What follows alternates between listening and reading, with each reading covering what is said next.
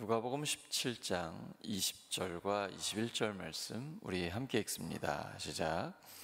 바리새인들이 하나님의 나라가 어느 때에 임하나이까 묻거늘 예수께서 대답하여 이르시되 하나님의 나라는 볼 수 있게 임하는 것이 아니요 또 여기 있다 저기 있다고도 못하리니 하나님의 나라는 너희 안에 있느니라. 아멘.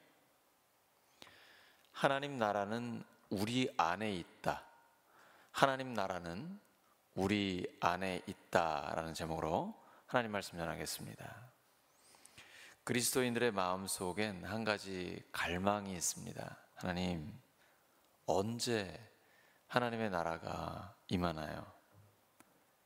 그 질문은 오늘 본문 속에서도 바리새인들이 예수님께 던진 것입니다. 그들에겐 절실하거든요. 그때 예수님은 하나님의 나라는 너희 안에 있다라고 말씀하셨습니다. 이 말씀은 오늘 우리에게도 큰 은혜가 됩니다. 하나님의 나라는 우리가 기다리는 장소나 사건이 아니라 지금 이 순간 우리 안에 임하는 은혜의 나라입니다. 지금 누릴 수 있다라는 것이죠. 성도들의 올바르고 좋은 관계 속에 있습니다. 너희 안에 있다라는 것은 너희 가운데 있다라는 것이고 우리들의 인간관계 속에 있다는 것입니다. 내 마음 속에 하나님의 나라가 있습니다. 하나님의 다스림이 있죠.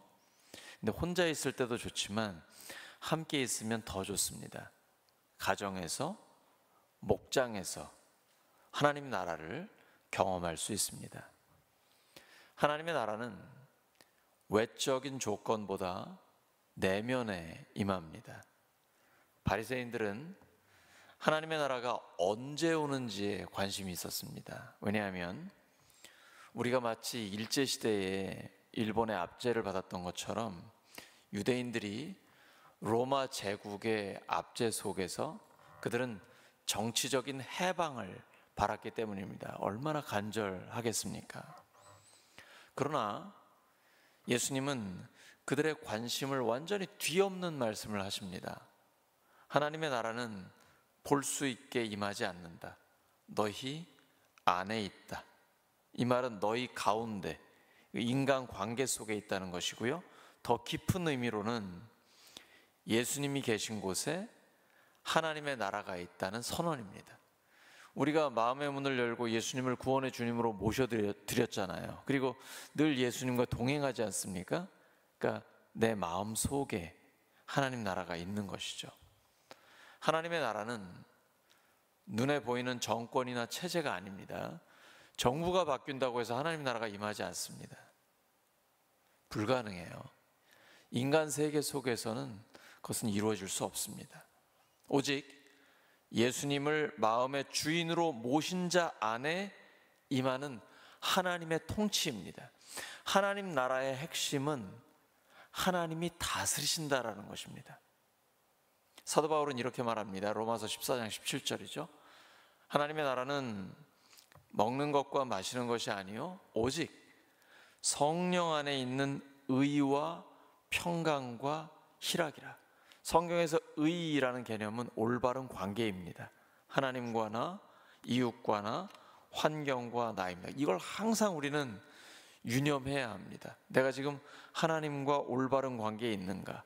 또 사람과 내 남편, 내 자녀, 부모, 목장 식구들, 교회 성도들, 직장 동료들과 올바른 관계에 있는가를 점검하셔야 합니다. 우리가 지금 어떤 상황에 있든 예수님을 마음에 모시고 있다면 이미 하나님 나라가 우리 안에 임한 것입니다. 우리는 지금 이 자리에서 하나님 나라의 시민권을 갖고 살아갈 수 있습니다. 그 비결은 예수님을 마음의 주인으로 모시는 것입니다. 한 번 모시고 끝나는 게 아니라 날마다 항상 예수님이 내 주인이 되시는 것입니다. 내가 주인이 돼서 예수님을 내 마음대로 사용하려고 하는 것은 신앙이 아닙니다. 올바른 믿음이란 예수님이 주인이 되시고 내가 주님의 뜻에 따르는 것입니다. 십자가와 부활을 통해 하나님의 나라가 시작됐습니다. 하나님 나라는 눈에 보이지 않는 영적인 세계만을 의미하는 게 아닙니다. 예수님의 죽으심과 부활은 하나님의 나라가 실제로 시작된 사건입니다. 신앙생활은 실제입니다. 예수님은 모든 사람들의 죄의 문제를 단번에 영원히 해결하셨습니다. 그래서 우리는 죄로부터 구원받아 하나님과의 올바른 관계가 회복되었습니다. 이게 바로 복음이죠. 복된 소식입니다. 이 소식은 반드시 전해야 합니다. 언어로 선포가 되어야 합니다. 마가복음 1장 15절에서 예수님이 이렇게 선포하셨습니다. 때가 찼고 하나님 나라가 가까이 왔으니 회개하고 복음을 믿으라. 예수님의 십자가는 죄로 인해 깨어진 하나님과의 관계를 회복시켰습니다. 예수님의 부활은 우리를 새 생명의 나라로 인도하는 문이 되었습니다. 예수님과 함께 십자가에 달린 강도는 마지막 순간에 예수님을 주님으로 고백했습니다. 예수님, 주님이 주님의 나라에 들어가실 때 저를 기억해 주세요. 그때 예수님 말씀하셨습니다. 오늘 네가 나와 함께 낙원에 있으리라. 이 짧은 대화 속에서 우리는 하나님의 나라가 지금 이 순간 예수님을 영접하는 자에게 임한다는 진리를 봅니다. 우리는 부활하신 예수님을 믿는 믿음으로 이미 하나님 나라를 소유한 사람들입니다. 이것을 누리는 것이 중요합니다. 세상은 고난이 있고 어둠이 있지만 예수님을 따르는 사람 안에는 하나님 나라의 빛이 있습니다. 그 빛은 슬픔 가운데서도 기쁨을, 절망 가운데서도 소망을 주는 능력입니다. 그래서 슬픔이 있지만 기쁨이 슬픔을 압도하고, 어려움이 있지만 소망이 절망을 압도하는 것입니다. 그것이 믿음의 능력입니다. 십자가와 부활의 복음에는 하나님의 능력이 있습니다. 사랑하는 우리 울산교회 성도 여러분, 하나님 나라는 아직 오지 않은 먼 미래의 이야기가 아닙니다. 지금부터 영원까지 누리는 현재 진행형인 나라입니다. 그 나라는 지금 이 순간 예수님을 따르는 우리의 마음속에 이미 임했습니다.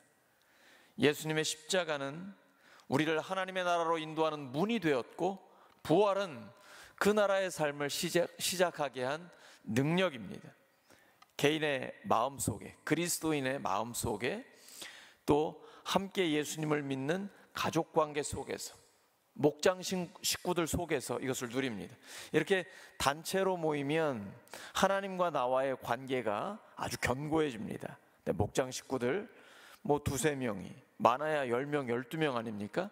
그 소그룹 속에서 아주 친밀한 관계 속에 하나님의 나라를 더 깊이 경험하게 됩니다. 예수님을 마음의 주인으로 모시고 날마다 기도와 말씀으로 하나님 나라를 살아내며 선한 영향력을 통해 그 나라를 확장해 나가는 우리 모두가 되기를 예수 그리스도의 이름으로 축원합니다. 하나님 아버지 감사합니다. 하나님 나라를 경험하게 하시고 날마다 더 깊이 맛보게 해주셔서 감사합니다. 오늘도 기도하면서 또 성도들을 위해서 중보하고 축복하면서 오늘 하루의 삶을 살아가며 하나님 나라를 더 깊이 체험할 수 있도록 도와주시옵소서. 성령의 역사를 경험하게 하여 주시옵소서.